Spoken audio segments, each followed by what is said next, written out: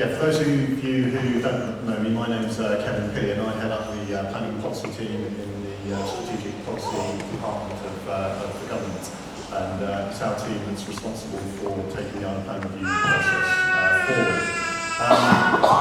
As Steve said, the purpose of this part of the exercise today is just really to reflect a little bit on the current island plan to frame our thinking in terms of what issues might arise in terms of the island plan review. So I'm just going to provide a little bit of context to enable those discussions to happen, and perhaps provide you with a few books that you might want to pick up on and talk about on your tables.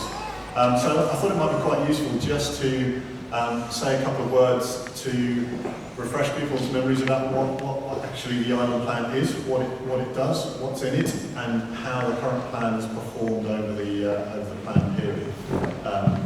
So perhaps first of all to say that in Jersey we have a plan-led system. We're required by law to produce a plan that covers the whole island. That's a statutory requirement.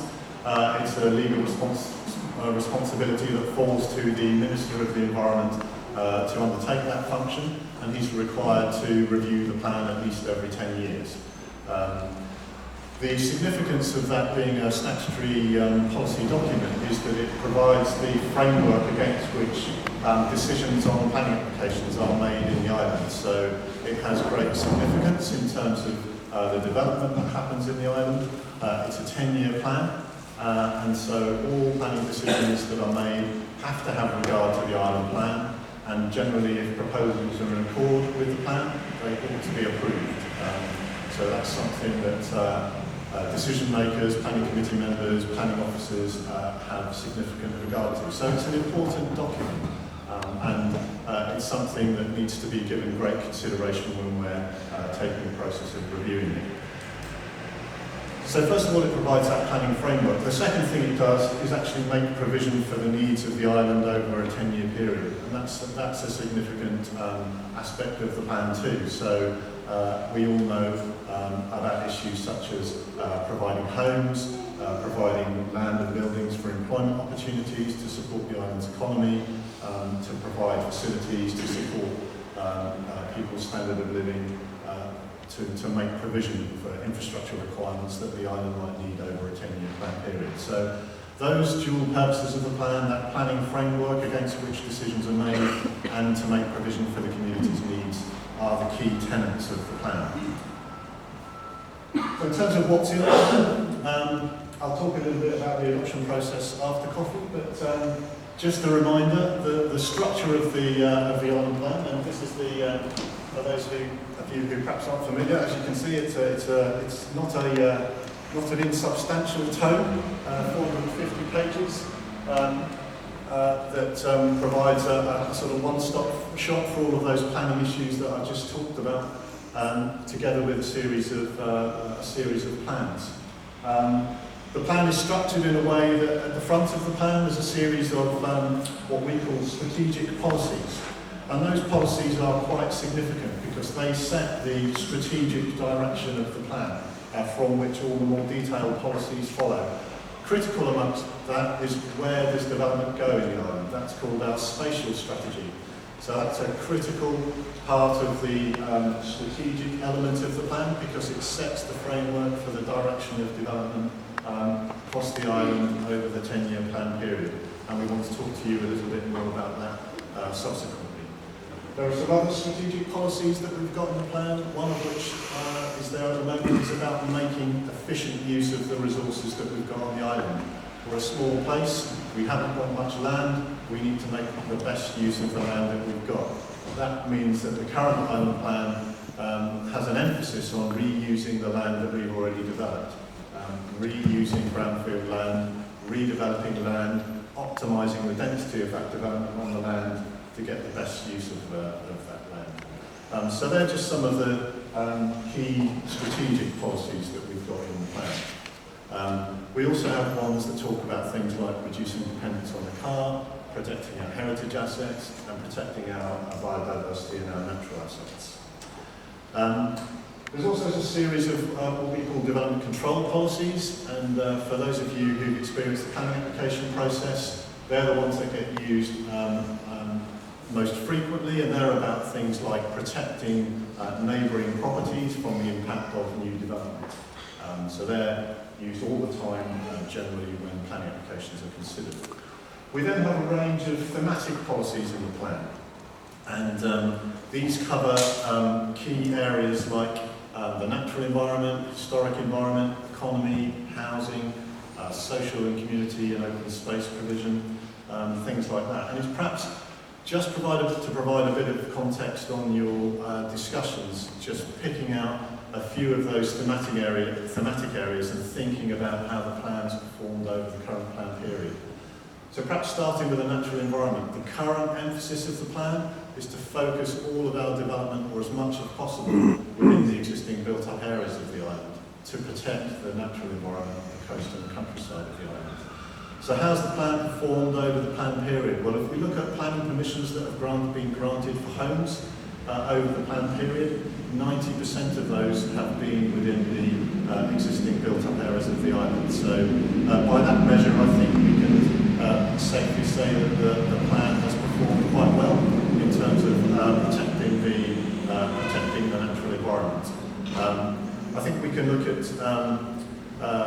issues around things like some of the development that's taken place around the coast and the countryside is of concern, and we're aware of that concern. People have raised concerns about the impact of some prominent large-scale development on particularly prominent locations around the coast, for example. So that might be an area that we want to reflect on, where we're thinking about how the plans performed. If we look at the historic environment, some of you may be familiar, we've just completed a review of the heritage value of all our heritage assets in the island. We've listed just over 4,000 buildings and places. What that means is when planning applications affect those properties, we have paid particular regards to their special historic and heritage interest. There is a perception that our heritage policies are perhaps too strong. But if you look at the stats, 85% of planning applications that affect listed buildings and places have been approved. So it's important to look at those perceptual issues against the actual evidence that's available. People get very agitated about things like protection of historic windows. We've changed our planning guidance to talk about where the use of double glazing may be appropriate in historic buildings. So it's important to reflect on what's actually changed over the plan period and how we've responded to challenges and issues that have emerged. Perhaps if we look at the built environment, we've seen increased density of development. Some of you can probably think about some of the developments that have been undertaken in St Helier, where we've seen underused sites or former hotel sites being redeveloped to provide new homes. I talked earlier about 90% of homes being provided in the built-up area. We can think about places like Westmount Quarry, just up the road here, the former Metropole Hotel. A number of examples in St Helier where we've had old hotel sites come out of the industry, being demolished, redeveloped to provide mostly compact, flatted forms of development to meet those housing needs. It's not just an issue in St Helier. You can probably think of examples along the St Helens Coast Road where single properties, perhaps low-level, low-density properties have been acquired, redeveloped, and 2, 3, 4 flats might have been built in their place. So you can think about some of the effects that the policies in the plan have had on parts of the island and what that's meant for delivering some of the things that we need. If we talk about homes, the plan had a requirement to deliver over 4,000 homes over the 10-year plan period. Whilst we're not quite up to the end of the plan period, that finishes in 2020. Based on the sites that have got planning permission, we are confident that the plan will have delivered over those 4,000 homes that the plan set out to deliver over the plan period. That includes over 1,000 affordable homes to meet the needs of the island. So in that sense, in terms of the targets that were set at the beginning of the plan period, the plan has performed well. We can think about the activities of Andean Homes, the former State's Housing Department, They've been busy regenerating some of their existing sites, so you can think about the Skye, you can think about the Collet, where they've redeveloped some of those tired, outworn states housing sites and redeveloped them to provide modern, new, fit-for-purpose, affordable homes. Andium have also acquired sites. Some of you may be familiar with their acquisition of land in the north of town. We've currently got a planning application for the Jersey Gas site, where they're looking to provide homes. That leads me on to some of the other elements of what makes good places and how's the plan performed over its time. Provision of open space.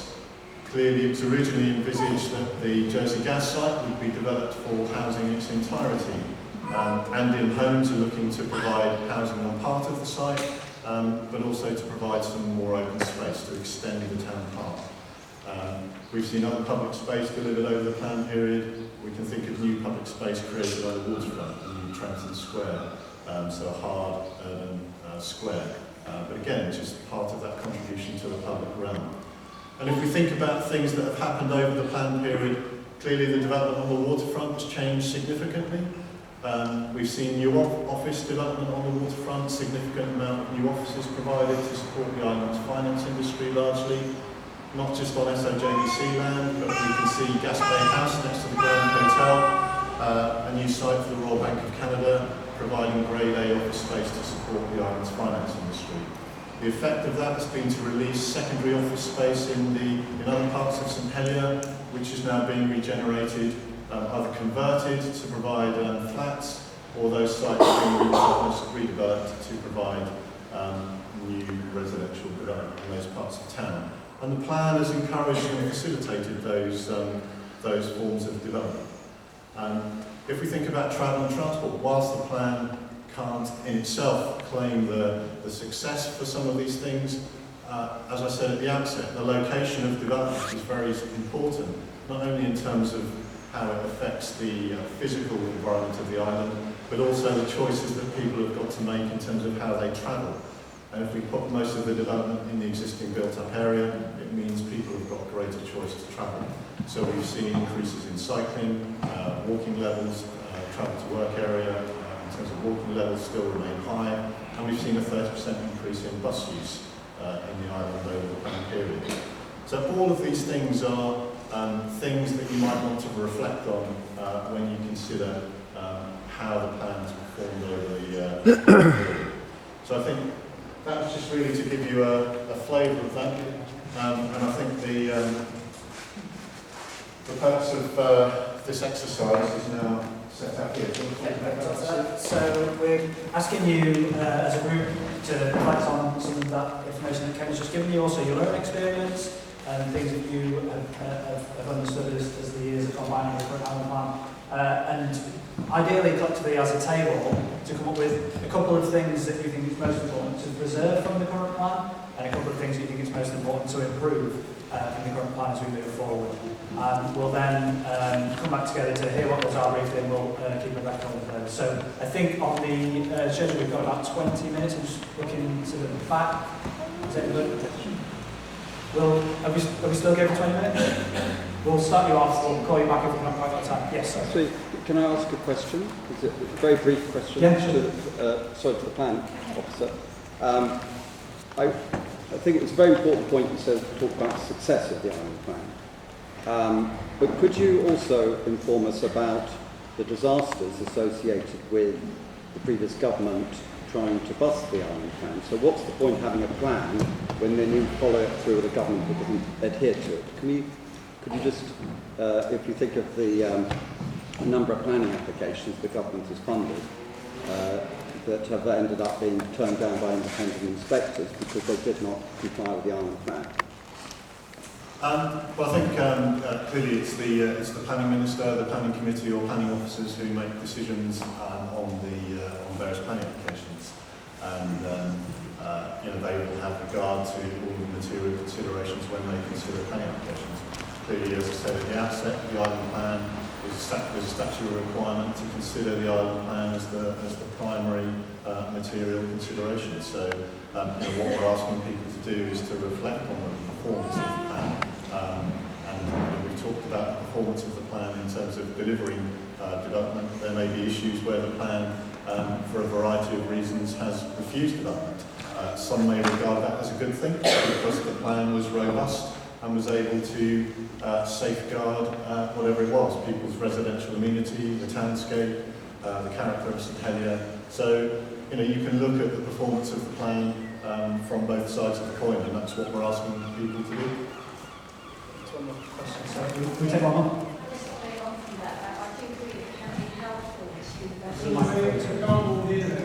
Sorry, you can hear me now? Great.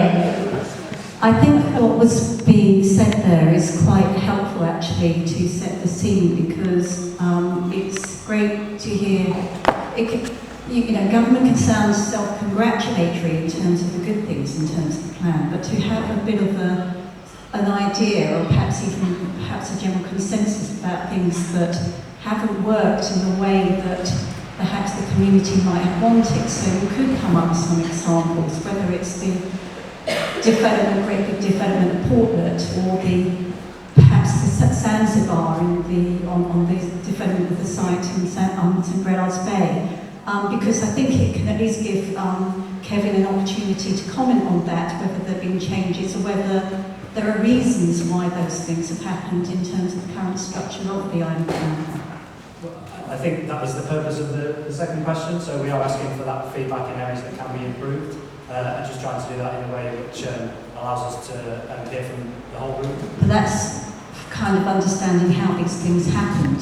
I'm talking about buildings, for examples. We don't quite understand what it is that produced that in the plan. As a result, it could be that, say for Zanzibar, because the shoreline's so ended and in a certain position, and therefore, there's just, I think it can be useful. Yeah. I mean, I don't think, we're not expecting people to be expert in terms of the policy content of the plan. I hear what you're saying clearly.